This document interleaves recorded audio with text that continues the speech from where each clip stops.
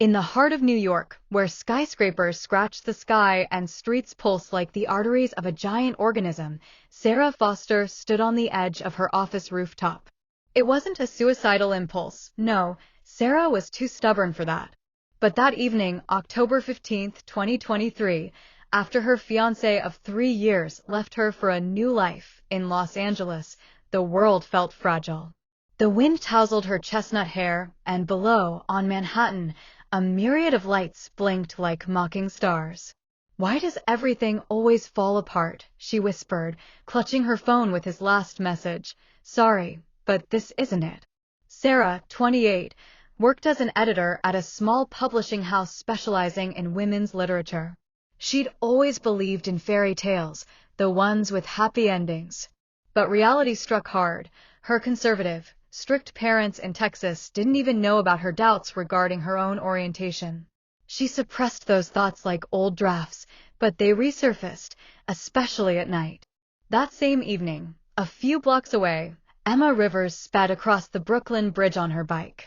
At 30, she was a graphic designer at a creative agency, with a compass tattoo on her wrist symbolizing her endless search.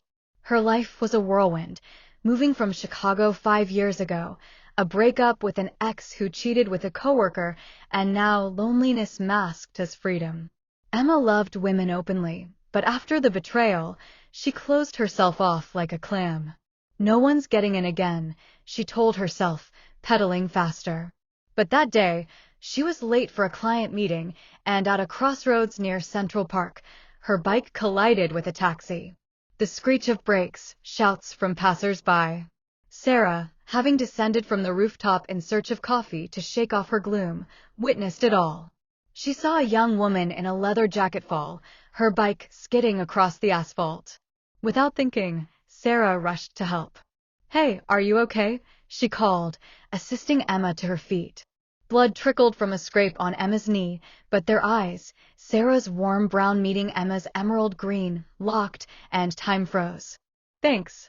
I'm fine, just a stupid rush," Emma muttered, dusting herself off. The taxi driver apologized, but Sarah was already calling an Uber for the injured woman. "Come on, I'll help you get home. You can't ride like this." Emma, usually fiercely independent, nodded. Something in this stranger's care touched her. They talked in the car. Sarah shared her breakup, how lost she felt in the vast city. Emma opened up about her ex. She left, saying I was too intense.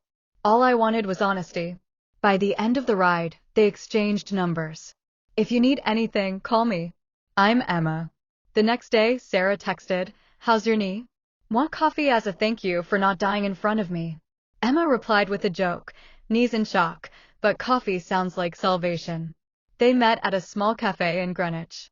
Conversation flowed easily, about the books Sarah edited, Emma's designs for eco-campaigns.